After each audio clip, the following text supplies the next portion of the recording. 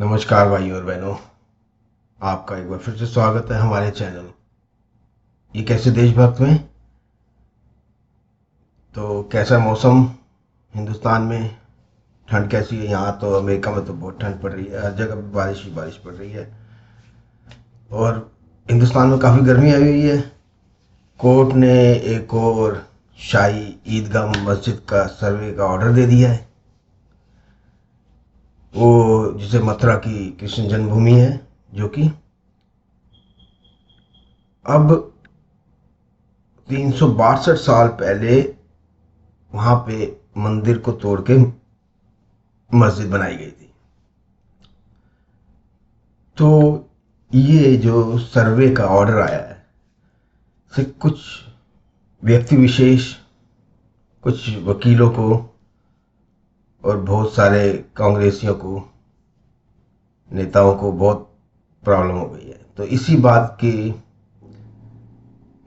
एक डिबेट चल रही थी जिसमें रिजवान सर और दानिश कुरैशी भी आए हुए थे।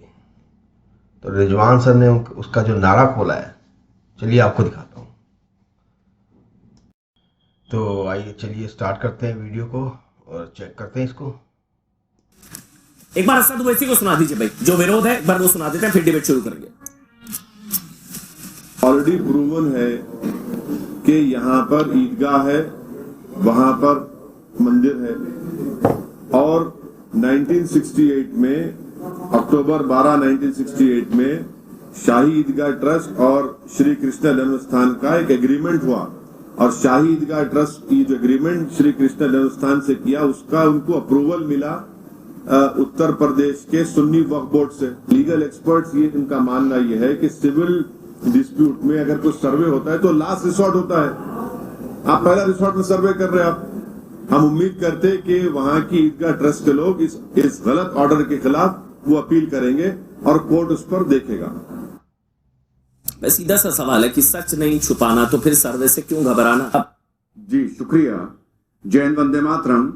वैसे बंगाल ये सारी डिबेट उन्होंने शुरू की ओवैसी जी के किसी स्टेटमेंट से, जो उन्होंने इस शाही ईदगाह मस्जिद के ऊपर दिया था कोर्ट के सर्वे के ऑर्डर आने के बाद। उनको सुनता कौन है यार? मैं तो कह रहा हूँ ओवैसी के आगे से मीडिया को हटा लो, एक बार कैमरा हटा लो, 2 महीने में कोई पूछेगा ही नहीं कहाँ गया ओवैसी, कौन सी पार्टी, AMIMIA, गंद डाल रखा है बिल्कुल ही, देश का बेड़ा गर्क करने को तैयार खड़े हुए हैं। तो ये जो आप देख रहे हैं ये दानिश कुरैशी है। अभी आप देखिए इनकी भी डिबेट में, यूपी में, एनसीडी दिल्ली में और गुजरात में जो असदुद्दीन ओवैसी का हाल हुआ है उसको मुस्लिम के पॉइंट ऑफ व्यू से पैन इंडिया कोई बात अब नहीं करनी चाहिए। अगर उसमें जरा सी भी शर्म है, हैदराबाद की गलियों की राजनीति करे वो उस पर ज्यादा सूट करता है। दानिश कुरैशी, देखिए अमन भाई, मैं तो ये कहूंगा कि कल मैं ये पिटिशन फाइल कर दूं कि भाई न्यूज 18 जो है ये हमारे यहाँ पुरखों का मजार हुआ करता था, यहाँ आप सर्वे करवा दीजिए। तो दिक्कत क्या है कि हमारे यहाँ जिस तरीके से बाबरी मस्जिद के बाद के हालात बनाए गए, बाबरी मस्जिद का फैसला बताइए तो आप किन एविडेंस पे दिया गया? बताइए, कोई बताएगा मुझे? एविडेंस के बियॉन्ड फैक्ट फेथ को रखा गया। क्या कहा गया कि भाई यूके एक बहुत बड़े वर्ग की आस्था, क्या वहां मंदिर था? नहीं था। नीचे मूर्तियां प्रकट हुई तो नहीं रखी गई। जिस तरह तोड़ा गया वो गैर कानूनी था। इतना सब कुछ लिखने के बाद भी ऑपरेटिव पार्टी कहता है कि भाई यूके एक बहुत बड़े वर्ग की आस्था है, इसलिए आप ये उनको दे दीजिए और उसके बदले आप दे दीजिए। अरे बदले में किसी ने कुछ मांगा ही नहीं था। तो दिक्कत यहाँ ये है कि सबसे बड़ा प्रॉब्लम तो वहां से ही शुरू हो रहा है कि जब बाबर को रोते रहते हैं, बाबरी मस्जिद के लिए बोलते रहते हैं। एक बार रिजवान सर ने कहा था कि बाबरी मस्जिद बाबर के नाम से नहीं है, बाबर को लड़के पसंद थे तो एक लड़के का नाम था बाबरी, जो कि किसी लड़ाई में मारा गया था, तो उस लिए बाबर ने उसके नाम की एक ये मस्जिद बनवाई थी जिसे कहते हैं बाबरी मस्जिद। तो रिजवान सर ने कहा था कि बाबर लौंडेबाज था। फेथ के आधार पर हमारे टॉप कोर्ट ने, हमारे फेडरल कोर्ट ने इस तरीके के फैसले सुनाए, उसके बाद ही तो ये सारा मामला नीचे चल रहा है। आप क्या समझते हैं इससे देश में सौहार्द बढ़ेगा? नहीं बढ़ेगा। दिक्कत ये है कि जो परिस्थितियां हैं उन परिस्थितियों को हैंडल करने के बजाय प्लेसेस ऑफ वर्शिप एक्ट के जो लॉज थे उसके अंदर में बिल्कुल साफ तौर पे कहा गया था कि आजादी के बाद 1947 की रात से जिनके पास जो स्थिति है धार्मिक स्थानों की, वही स्थिति रखी जाएगी। अब आप ये कह रहे हैं कि भाई जो स्थिति 1968 में हुई थी या 47 में थी वो स्थिति बराबर नहीं थी। तो आप मुझे ये बताइए 70-75 साल के बाद में आपको ये ज्ञान हुआ, ये संज्ञान है 1968 के बाद आज आपको 2022 में या 21 में ये संज्ञान हुआ कि भाई ये जो प्रोसेस। पहली बात तो जहां आँख खुले वहीं सवेरा समझना चाहिए मंगू। और 75 के बाद 47 के बाद कभी भी इतनी स्ट्रांग सरकार नहीं आई जो स्ट्रांग फैसले ले सके। समझे मंगू? ये पूरा इलीगल था। जो सेटलमेंट हुआ था इसके अंदर में वो पूरा मतलब कानूनी तर्ज पे नहीं हुआ या गैर कानूनी तरीके से हुआ। तो आप मुझे ये बताइए कि आप एक तरफ तो ये कहते हैं कि कोर्ट के फैसले को मानिए और आप ही उस सेटलमेंट को नहीं मान रहे हैं जो कानूनी तर्ज पे किया गया दोनों पक्षों में। दानिश आपने कहा सौहार्द बनाए, इससे सौहार्द नहीं बढ़ेगी अगर हिंदू पक्ष इस तरह से दावा करेगा, यही आपने कहा? ये सौहार्द के लिए ठीक नहीं होगा किसी का भी बिल्कुल। अच्छा ठीक है, मैं सवाल पूछता हूँ आपसे। अच्छा एक मिनट में सवाल पूछता हूँ, आपकी आस्था होगी मक्का मदीना में? बिल्कुल है। अगर कोई आपको कहे कि सौहार्द बनाए रखने के लिए उस पर दावा छोड़ दीजिए, छोड़ देंगे? देखिए सुनिए मेरी बात, आप हिंदुस्तान में रहते हैं, मैं हिंदुस्तान में रहता। अमन भाई ने फंसा दिया, अमन चोपड़ा साहब फंसा दिया उसको, अब जवाब बनेगा नहीं। मेरी आस्था मदीने में है, मक्का में है। ये मेरा तो फिर अगर कृष्ण भक्त मैं इंडिया में सुन दो, अरे अगर कृष्ण भक्तों की दानिश भाई बिल्कुल अब एक समझे, अब आप फर्क को समझे। अच्छा चलिए आप चलेगा, बात को कंप्लीट करने दीजिए। सवाल ये है कि मेरी आस्था है, आपकी भी आस्था है। हमारे यहाँ जो कानून है वो कानून नाफिज है, वहां के जो कानून है वहां के कानून उनके लिए है। ये हमारे यहाँ हम जो बात कर रहे हैं हम कानूनी तर्ज पे ही तो बात कर रहे हैं, हम कोई जबरन बात कर रहे हैं। दानिश कुरैशी, जबरदस्ती की बात कर रहे हैं। सारी बातें सही आपकी आस्था पहले बाबर में थी और अब औरंगजेब में है। प्रॉब्लम ओके तो आप मुझे ये बताइए कि जब मैटर सिविल सूट और उसकी थी वो तो बिल्कुल बात आपकी सही, फिर ऑल्टरनेट जमीन देने की क्यों जरूरत पड़ गई भाई? मुझे ये समझा दीजिए। वो तो दी गई ऑल्टरनेट जमीन, वो तो दी गई, हटा के और दूसरी जगह जमीन दे दी कि आप यहाँ मस्जिद बना लीजिए। किसने मांगी थी? किसी ने नहीं। तो दिक्कत यही है कि आप यहाँ अभी बैठ के कानूनी बात जरूर कर रहे हैं। और जैसा कि विष्णु भाई कह रहे थे, हमारे भाई, अच्छा इसमें आपत्ति बता दीजिए, फिर मैं डॉक्टर रिजवान के पास जाऊंगा।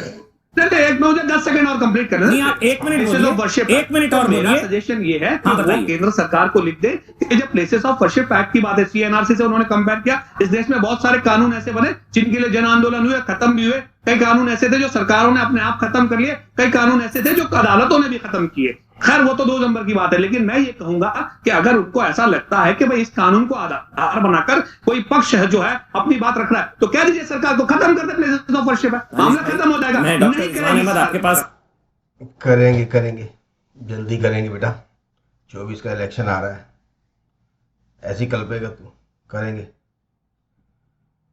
अभी चिट्ठी लिखता हूँ मोदी जी को। डॉक्टर रिजवान अहमद अब आप बोलेंगे, उसके बाद विष्णु जी और कादरी साहब और देवकीनंदन जी। डॉक्टर रिजवान अहमद एक करके बोलेंगे सर। देखिए, राम जन्मभूमि की बात बार बार आ रही है, तो एक बात कम से कम बहुत अच्छी है कि देश में लगभग 100 करोड़ हिंदू है, लेकिन राम जन्मभूमि का मंदिर की स्थापना होने के बाद कोई भी हिंदू पक्ष पूरे भारत से ऐसा खड़ा नहीं हुआ जिसने कहा हो कि प्रभु राम का जन्म यहां नहीं वहां हुआ था। Exactly. कम से कम पूरा 100 करोड़ आदमी, इसका मतलब उसकी आस्था है कि वो उस स्थान में विश्वास रखता है। पहली चीज, आपके डिबेट में 3 बार दानिश साहब ने बोला कि क्या एविडेंस है, क्या एविडेंस है, क्या एविडेंस है। मैं बताता हूं क्या एविडेंस है। पूरा 1200 पेज का ऑर्डर पढ़ लीजिएगा। ऑनरेबल सुप्रीम कोर्ट ने पहले आर्कियोलॉजिकल सर्वे का जिक्र करते हुए ये माना है कि उस स्थान पर नीचे मानव निर्मित मैन मेड चीजें एक बड़ी लार्ज क्वांटिटी में प्राप्त हुई हैं, जिससे पर वो मंदिर होना या राम जन्मभूमि होना स्थापित नहीं करती। सुन लीजिए वहां पर कोई एक रिजवान अरे भाई सुन लो ना यार, बड़े दिखा दियो औकात, बीच में नहीं, दिखा दियो औकात, नहीं, बीच में नहीं, आगे औकात पर, आगे औकात पर, नहीं, आगे बीच में नहीं औकात बोलेंगे, वो पर, एक-एक करके। आगे औकात पर, नहीं, नहीं, आगे औकात पर, दानिश वो आपके बीच में नहीं बोलेगा। रिजवान भाई दानिश वो आपके बीच में नहीं बोलेगा। रिजवान भाई ये बहुत बढ़िया लगता है, आगे औकात पर। बोले थे तुम दिखा दो। दानिश वो आपके बीच में नहीं इतनी बोले देर थे। से बकवास कर रहे थे, बस ऐसे इतनी देर से गलत गलत ऑडियो बंद।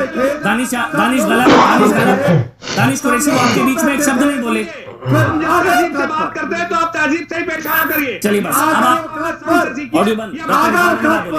डॉक्टर रिजवान मदा बोले। आगे औकात पर, नहीं कोई नहीं, ऐसे नहीं। आगे डॉक्टर रिजवान दिखा मदा दिया चाहे बोले। लो, नहीं दिखा नहीं दिया चाहे लो। एक मिनट डॉक्टर रिजवान मदा बोले। अभी हमारे साहब बोल रहे थे कि मस्जिद अल्लाह का घर है और वो हमारे लिए बहुत जरूरी है। इनको ये बता दीजिए कि 1994 का इस्माइल फारूकी का ऑर्डर पढ़ लें। सुप्रीम कोर्ट बोल चुका है कि मस्जिद इस्लाम का इंटीग्रल पार्ट नहीं है। अपने नेता से पहले जाके कहो। अब आप इसको दानिश कुरैशी को देखेंगे, ये ऐसे ही बैठा रहेगा लगता है। ये देखिए मुंह बना के नीचे, और ये डिबेट में बैठा है, जबकि सब लोग एक्टिव बैठे हुए हैं। उसको देखो ये फोन में इस लगा। ऑर्डर को चैलेंज करें। दूसरी बात, अगर मस्जिद अल्लाह का घर है तो मस्जिद को लेकर तो मुसलमानों को और सेंसिटिव होना चाहिए कि कहीं भी गलती हो जाए, मस्जिद को लेकर भूल से भी भूल नहीं होनी चाहिए। और अगर मस्जिद अल्लाह का घर है तो जो स्टेशनों पर, पार्कों पर, सड़कों पर तुम नमाज पढ़ते हो कि बोलो कि वो नमाज मकरू है और नमाज। रिजवान सर वो तो गुंडागर्दी है, वो नमाज नहीं है, वो तो बस गुंडागर्दी है। आप दिखाएं ना, यूपी में दिखाएं, करें जरा सड़क पे, पिछवाड़े लाल हो जाएंगे, योगी जी कर देंगे। सिर्फ अल्लाह के घर में ही पढ़ी जा सकती मैं है। विष्णु देखिए मैं दानिश गलती कुरैशी कहां हो बोलिएगा। रही है। मुसलमान बड़े आराम से समझा दूं और आपकी नजर करते हुए दानिश जी को यह बात सवाल पूछ रहा हूं। मुसलमान दो तरीके से ये लड़ाई लड़े। एक तो मुसलमान ये कहे कि कोई भी मंदिर नहीं तोड़ा गया, करा लो सर्वे, हम तैयार हैं। पहली लड़ाई का यह तरीका है।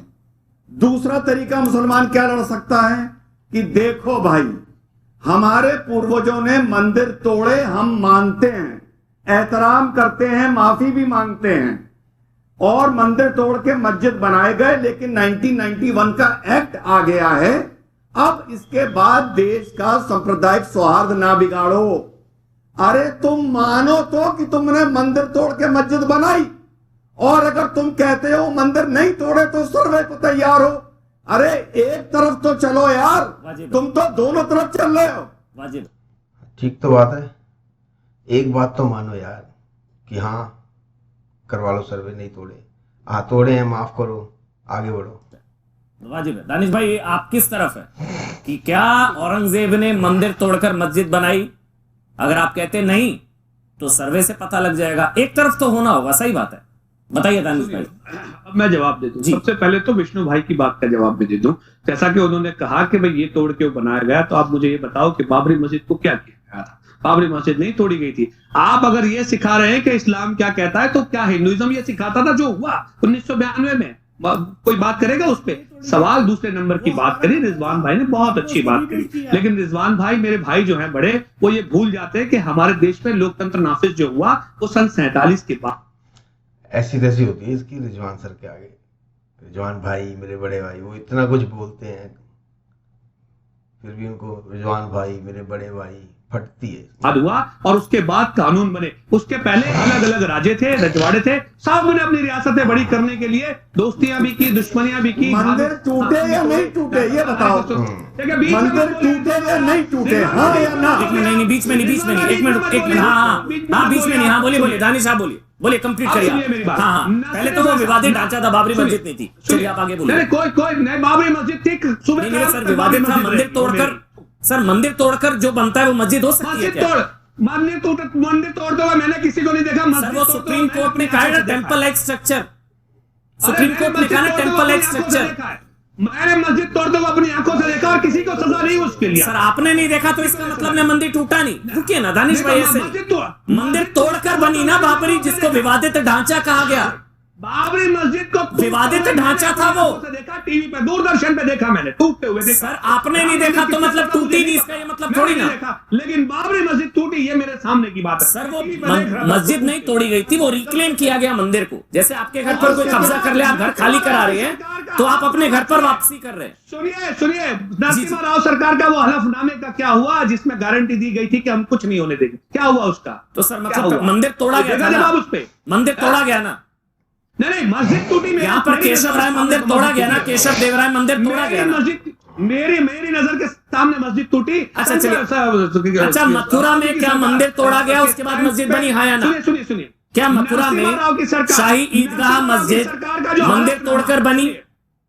मथुरा में बताइए, मथुरा में की सरकार के हलफनामे का क्या जो उन्होंने कोर्ट में दिया था, बताइए तो। दानिश एक मिनट क्या करेंगे आप? दानिश एक मिनट, मथुरा में शाही ईदगाह मस्जिद क्या केशव देवराय मंदिर तोड़कर बनी, हाँ या ना?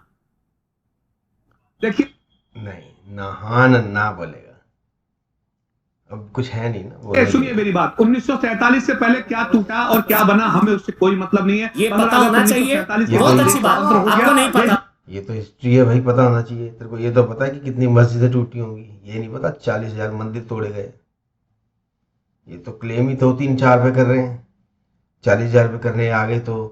और दूसरी बात, 100 करोड़ हिंदू नहीं, 120-115 करोड़ हिंदू, और मैं शायद 15 से भी ज्यादा होंगे। पता होना चाहिए। देश में संविधान लागू हो गया, तो आप जानना चाहते हैं ना, कानून है, आप जानना चाहते हैं वो क्या? दानिश क्या आप जानना चाहते हैं कि वो मंदिर तोड़कर बनी या नहीं बनी? हमें कोई आपकी इबादत गाह, आपकी धर्म की जगह, क्या वो मंदिर तोड़कर बनी नहीं बनी, आप नहीं जानना चाहते? हम क्यों पुराने जख्म कुरेदने की राजनीति? अरे जख्म हमारे हैं, क्यों करें?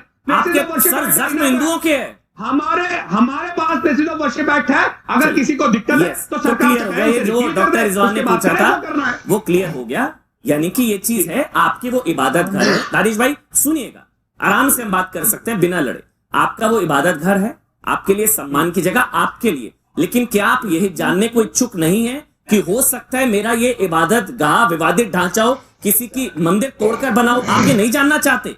जिन चीजों से नहीं जानना चाहते आप? सुनिए, जिन चीजों से देश में कम्युनल सौहार्द डिस्टर्ब हो, अरे सौहार्द में ऐसी चीजें जानने से आपको क्या फायदा? क्या फायदा होगा? विष्णु जैन, फिर मैं डॉक्टर रिजवान। पहले विष्णु जैन, देखिए बार बार ये जो तर्क दे रहे हैं, फिर मैं डॉक्टर रिजवान अहमद आपके पास आऊंगा। अच्छा पहले डॉक्टर रिजवान अहमद आप बोलीजिए, आपने सवाल पूछा था, ये बोलीजिए डॉक्टर रिजवान अहमद। अमन भाई, जी बोल लीजिए भाई। अभी ये कह देंगे कि हमें उनसे क्या मतलब, इसका मतलब आज दानिश भाई ने ये कह दिया कि पैलेस्टीनी जो अल अक्सा मस्जिद के लिए लड़ रहे हैं, वो किसी ने नहीं देखा कि हजूर इराक पर या मिराज पर कहां से गए थे, वो गलत लड़ रहे हैं क्योंकि किसी ने आंख से नहीं देखा। ये बोलने का मतलब है आपका? छोड़ दूंगा। रिजवान भाई से कहिए कि इस्लाम में और पैगंबर साहब के बारे में क्यों डिबेट छोड़ दोगे? क्यों डिबेट छोड़ दोगे? औकात पर आ गए, औकात पर आ गए, 2 मिनट में औकात पर आ गए, 2 मिनट में औकात पर आ गए, 2 मिनट में तुम औकात पर आ जाते हो, 2 मिनट में अपनी औकात दिखा देते हो तुम। तुम्हारा यकीन दूसरे का यकीन कुछ नहीं, आ गए औकात पर। देखिए तो ये वीडियो होता है यहाँ पे खत्म। तो आइए चलिए मिलते हैं।